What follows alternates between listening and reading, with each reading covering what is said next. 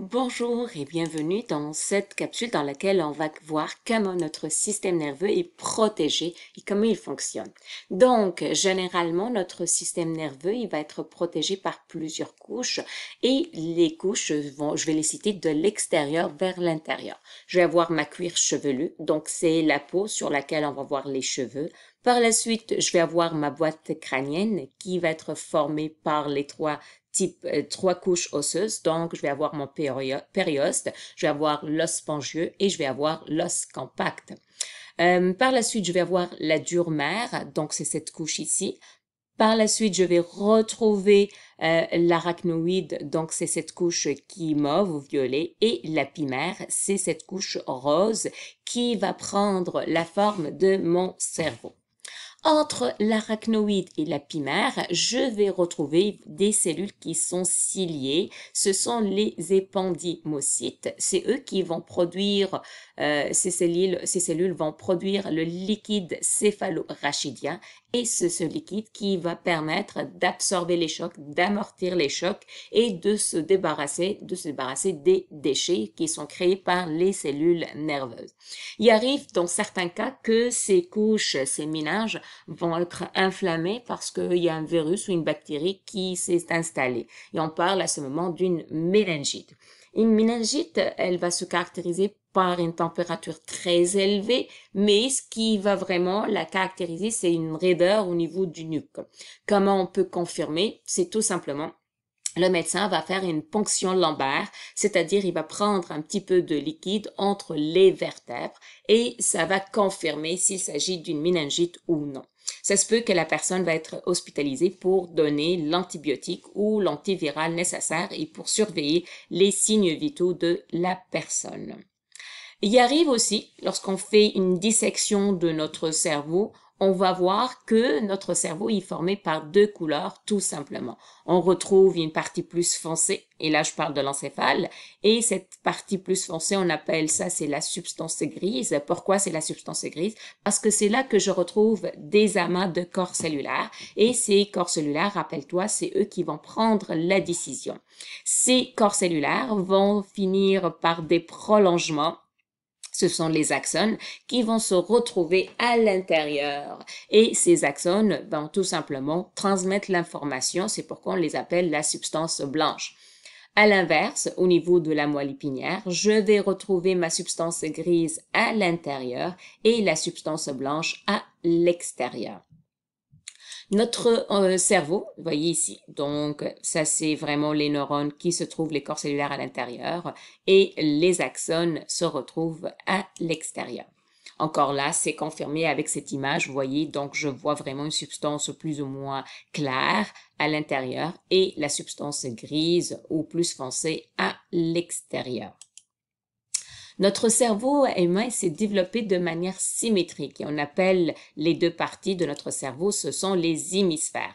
Généralement, chaque hémisphère, il est relié à l'autre par des nerfs et un corps calleux. Le corps calleux, en fait, c'est un corps dans lequel on va retrouver plusieurs fibres qui va permettre de l'information de passer d'un hémisphère à un autre. Et si je regarde plus en détail, je vais voir que les hémisphères peuvent être subdivisés en plusieurs petites structures qu'on appelle des lobes.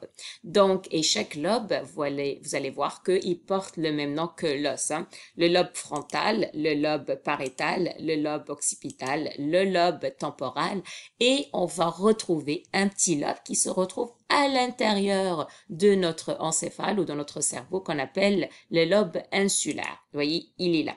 Et entre les lobes, on va retrouver, c'est comme si ce sont des ouvertures, ils sont pas si profonds pour aller jusqu'à l'intérieur de notre cerveau, mais ils présentent une certaine profondeur qu'on appelle des sillons qui vont parcourir l'ensemble de notre cerveau. Durant notre activité physique, peu importe, durant la journée, notre système nerveux, il va fonctionner tout le temps en cohérence. Il va avoir une coordination.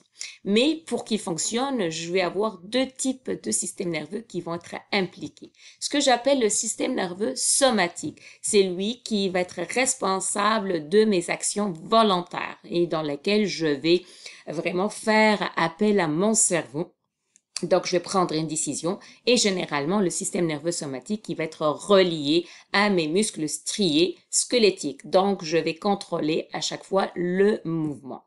Et durant une action volontaire, ben, je vais aussi ajuster mes fonctions vitales, hein. Donc ma respiration cardiaque, ma respiration, mon péristaltisme, est-ce que je vais digérer ou non?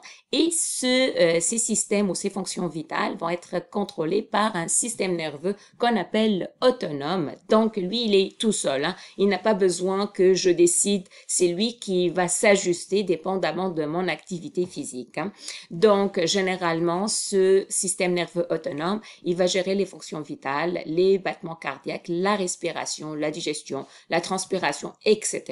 Il va être contrôlé par quoi? Par les muscles lisses, d'accord, qu'ils vont voir des contractions involontaires ou des glandes hormonales. Et rappelle-toi, des glandes, ce sont des organes qui vont produire des hormones et à quel moment ils vont produire ces hormones? Ils vont être sous l'effet des, on va dire, des neurotransmetteurs qui vont être produits par quelque part des neurones dans le cerveau.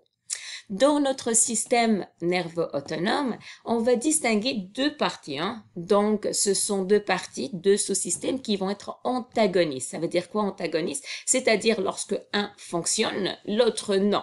Donc, ils peuvent pas les deux fonctionner en même temps. Le premier, c'est le premier système, on va dire, autonome sympathique. Donc, lui, lorsque moi, je suis en compétition, ben là, c'est sûr que c'est mon système, comme je vais dire, mon système donc autonome qui va s'ajuster à mon système nerveux sympathique. Donc, mon système nerveux sympathique, il va quand même augmenter mon rythme cardiaque, ma respiration, la dilatation de la pupille, des pupilles, la sudation, pour que je puisse continuer vraiment ma course ou ma compétition. Si par contre j'ai fini la compétition, ben j'ai besoin de ralentir. À ce moment, qu'est-ce qui arrive? C'est le système nerveux encore autonome, mais cette fois-ci, on va parler de parasympathique. Parasympathique parce que lui, il va me permettre le retour au repos, donc le retour au zéro. Donc, il va ralentir le rythme cardiaque, la respiration cellulaire et il va permettre à la digestion de terminer parce que je l'ai arrêté pendant l'activité physique.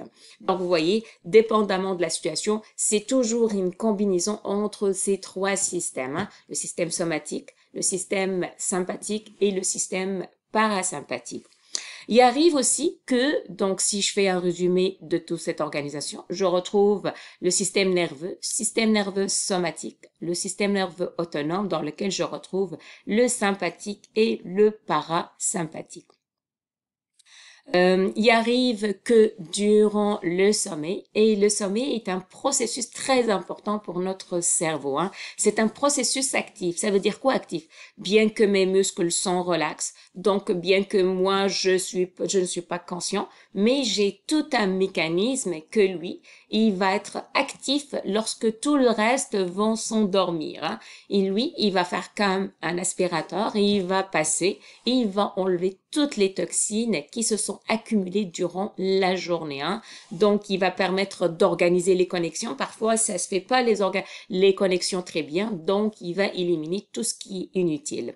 Généralement, on a besoin de ce processus pour être en bonne santé. Et lorsque on dort durant une nuit, on va avoir deux phases de sommeil. Ce qu'on appelle le sommeil lent, dans lequel, en fait, on dort. Et c'est là qu'on va voir ce processus de nettoyage. Et on va voir un petit sommeil qu'on appelle paradoxal, dans lequel mon rythme cardiaque s'accélère, ma respiration aussi, mais par contre, mes muscles vont être relax. Et dans ce sommeil paradoxal, c'est là que je vais faire à peu près tous mes rêves et dans certains cas, je vais me rappeler de ça. Et généralement, le sommeil paradoxal, parfois, il précède l'état éveil d'une personne. Il arrive aussi parfois que la personne s'évanouisse, hein. On ne sait pas pourquoi, elle était debout, puis elle s'évanouisse. Pourquoi? Ben, ça peut avoir pas mal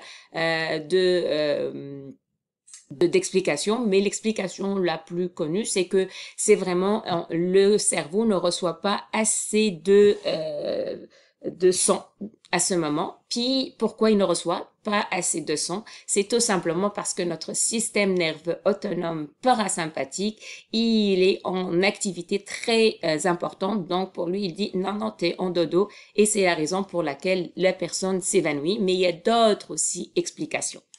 Il y a aussi le coma. Le coma, généralement, c'est là où la personne, en fait, perd conscience. Donc, elle n'a plus le contrôle de son système nerveux somatique et c'est le système autonome qui va prendre le contrôle. Il y a différents niveaux de coma. Donc, généralement, dépendamment de tout ce qui a déclenché cet état. Et on finit par la mort cérébrale. Lorsqu'on parle de mort cérébrale, c'est-à-dire généralement lorsque le cerveau ne présente aucune activité à l'intérieur et ça se traduit par un ECG ou un EEG comme ça plat, donc il y a rien, on voit pas des petits signaux qui montrent une activité électrique. Et avec ça, on a terminé cette capsule.